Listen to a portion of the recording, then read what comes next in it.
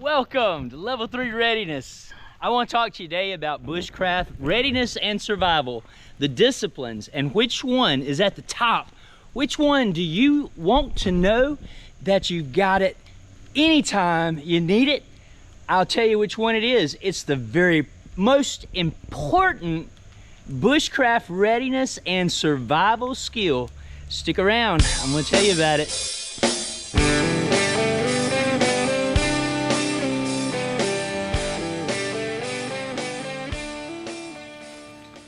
Well, now I don't know if you can tell from that intro or not, but it's another rainy day out here at base camp.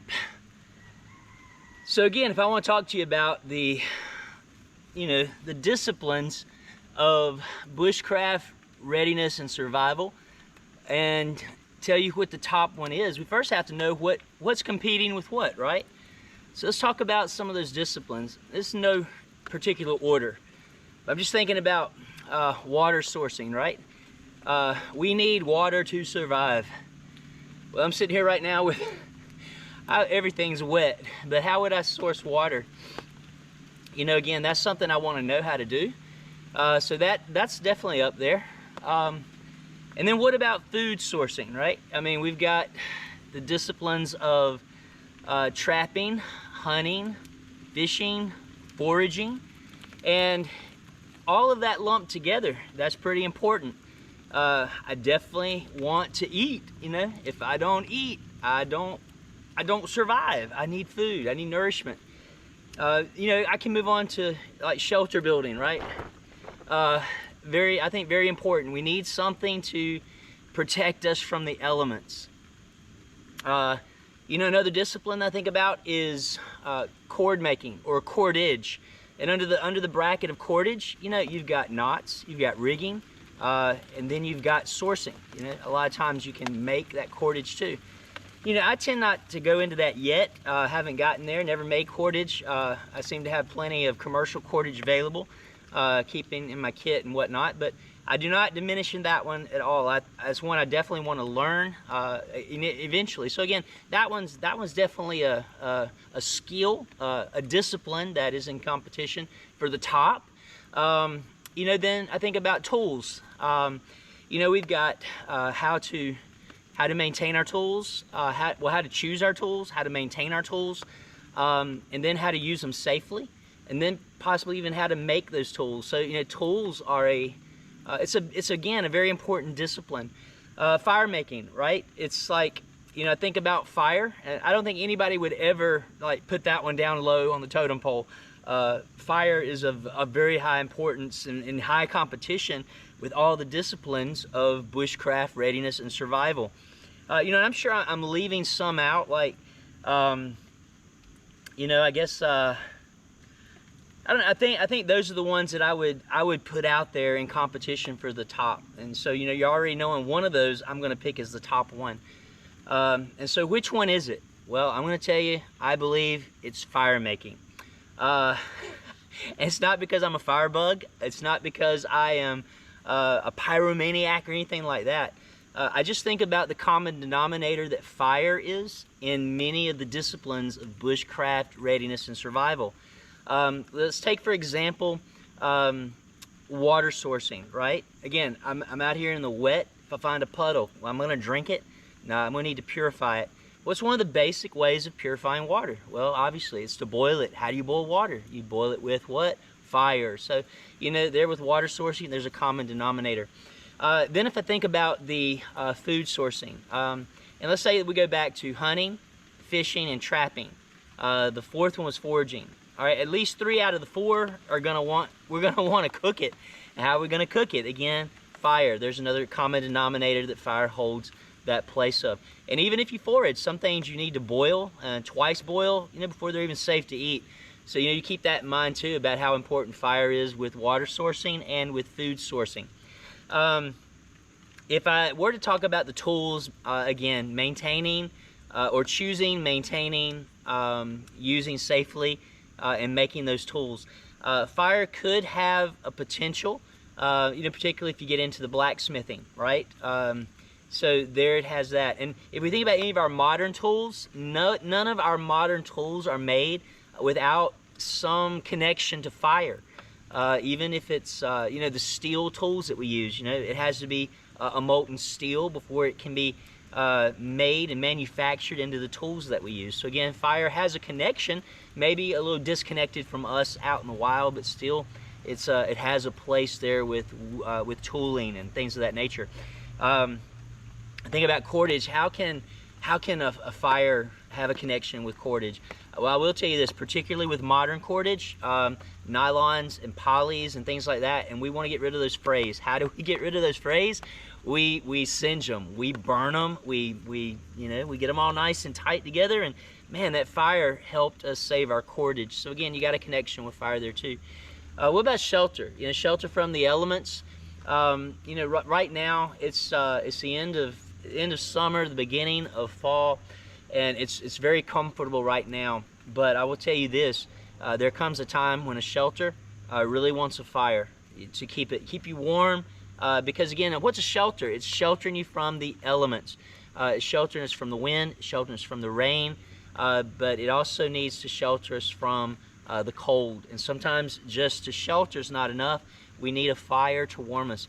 And so guess what? I say without argument, and I know people will argue, that's your right and your choice. Tell me why I'm wrong if you think I am. You know, there's a whole section there for comments if you want to tell me I'm wrong. But again, I hold fire at the very top of that. I want to learn all of it. I want to get better at all of it. But when I talk about fire, that's really at the top. So when I see the connection of fire and all that, you guys watch me, and you've seen me use flint and steel. Man, I've used flint and steel, and I have spark, never even catch on this char cloth. You know, so maybe I put char cloth aside. You've seen me bow drill. You've seen me bow and bow and bow, and nah, not yet. Bow and bow and bow. Still not yet. To the point where, you know, it was almost seeming like I couldn't do it. I lost my touch, and you know, you ask yourself there. But you know what? You have also seen me. You've seen me fail with matches. You have seen me utterly fail with a match. And you know, that is ridiculous. But I think that goes to show how important it is to practice firecraft, because we can sit on our proverbial laurels and we can rest in what we think we can do, and when we get ourselves out there, we find that we're lacking. So I think about all those ways that I have tried fire, and you're thinking, well, level 3 readiness, how are you really ready if you can't get a match to light a fire, if you struggle with getting char cloth to light from flint and steel, and you struggle with the bearing block with your bow drills? How can you? Well, again, that is by choice. It is not by necessity. It is not an emergency survival situation. And so that is a good segue into my fire kit. So you've seen my bag. My bag, it goes with me everywhere. All right, vacation, work, town, it's with me. So if that's with me, what do I have? Well, let me show you this section right here first. This right here is my go-to fire section, and I've got matches. I've got 2 boxes of matches, and I've got a rubber band to put some of those really nice diamond matches in here. So we've got matches. All right, this right here is my flint and steel kit. And by the way, you know, the handkerchief is an important role in my firecraft as well.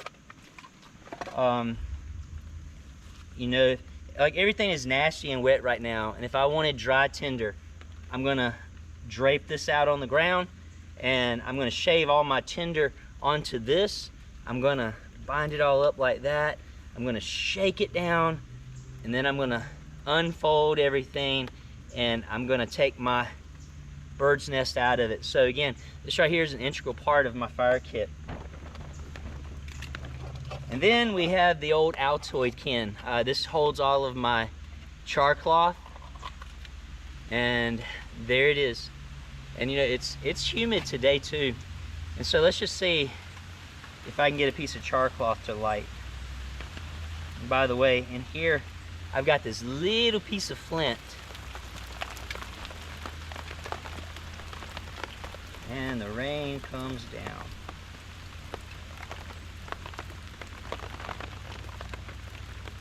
All right, let's see, can we get the char cloth to light? Would this be a sufficient means of making a fire tonight? Let's see.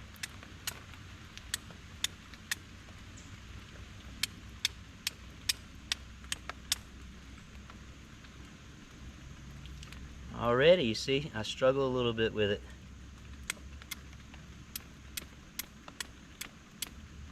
That was a good one. That should have caught.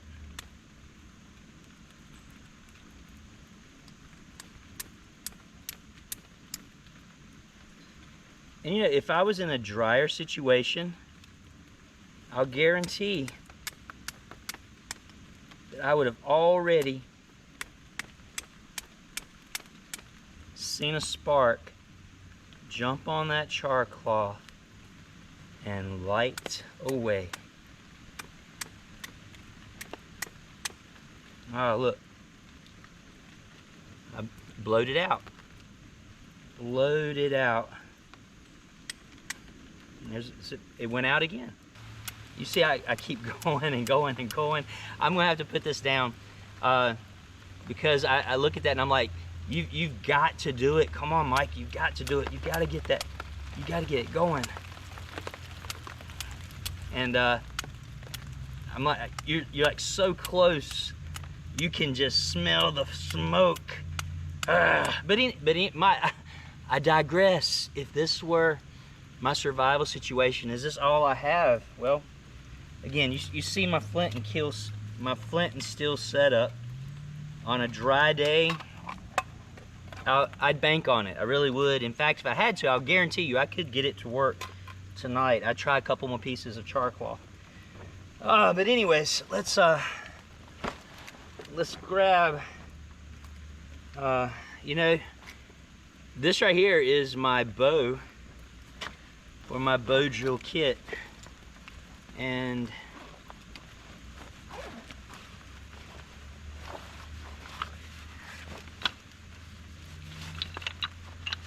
I keep my fireboard, a couple of spindles, and my stone bearing block.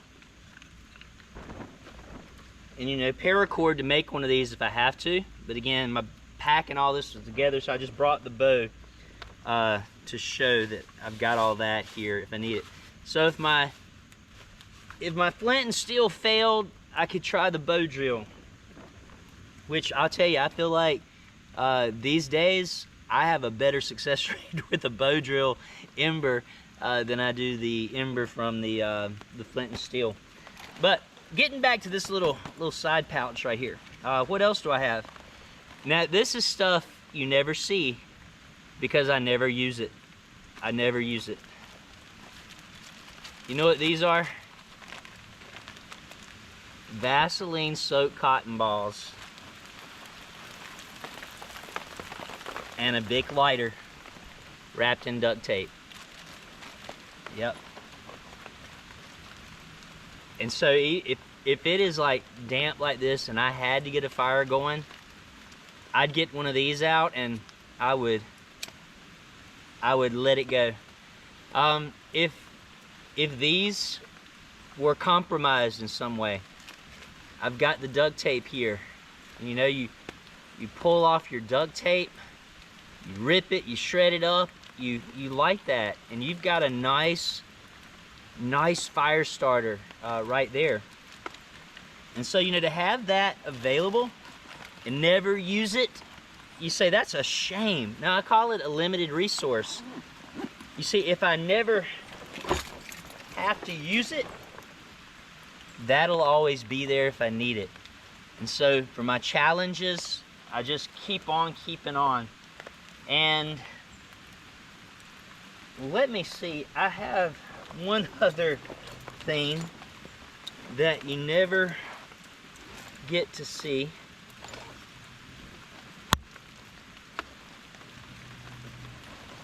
And I cannot promise you that it is in here.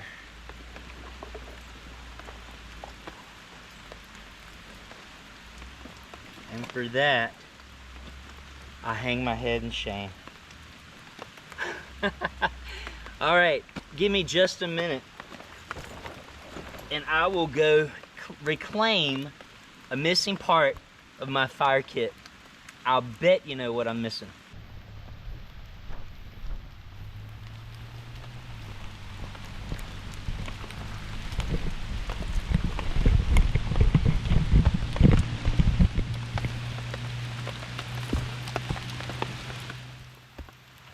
Oh, I'm back, and it is it's coming down good now. And what is that missing piece? It is the ferro rod. This thing right here has barely and rarely even been struck. Does it work? We tried the Bic.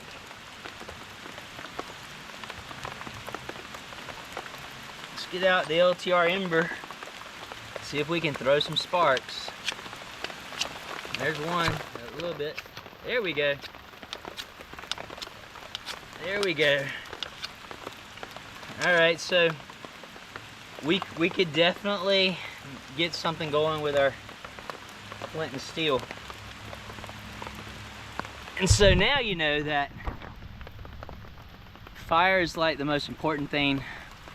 It was the most important skill for me to learn, to consider myself a readiness individual, a surviving individual, or someone even willing and venturing to get out into the field of bushcraft. So let's just let's play around with these implements a little bit and just see if we can get a little fire going here again in the rain. There we go. Now let's make us something that'll burn.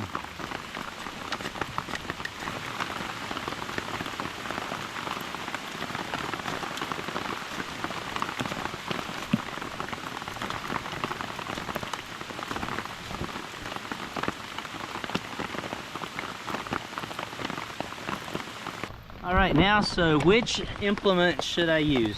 Let's go ahead and grab one of the cotton balls. We'll put it at the base, we'll light it up, and we'll see if out here in this wet, dreary environment, if we can get us a fire going, kind of like right here. And let's see how it goes.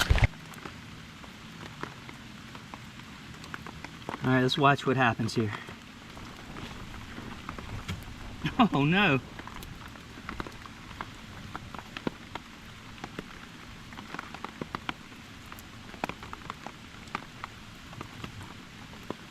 Oh, let's just lay it like this.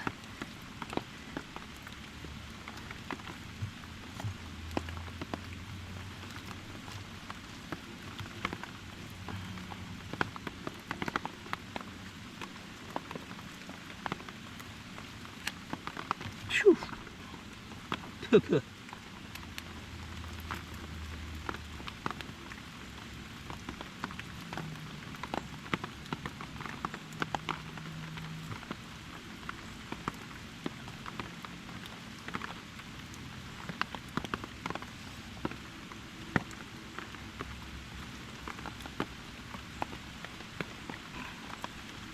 Let's see if I can get us going.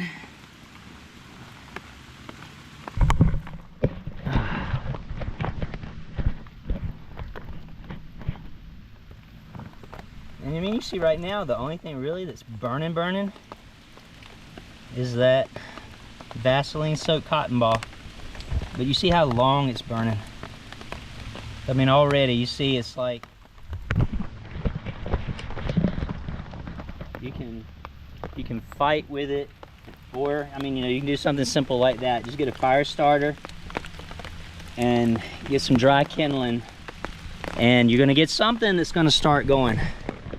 Look at that thing going now.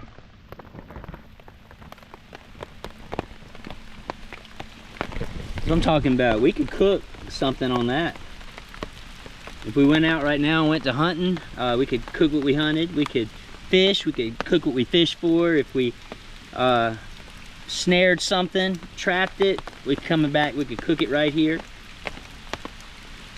That's what's going on, you know? That's just what's up, fire. And so that's why, you know, all the challenges continue to have fire in them. It's because it's been deemed the most important bushcraft readiness and survival skill that any outdoorsman should possess. And so I've not mastered it yet, so guess what? I'm gonna keep trying. All right, I'm gonna watch the fire, listen to the rain. But guys, this is level 3 readiness. Reminding you to finish what you start, finish strong. Be ready for anything, including the rain, because it's coming. Level 3, out.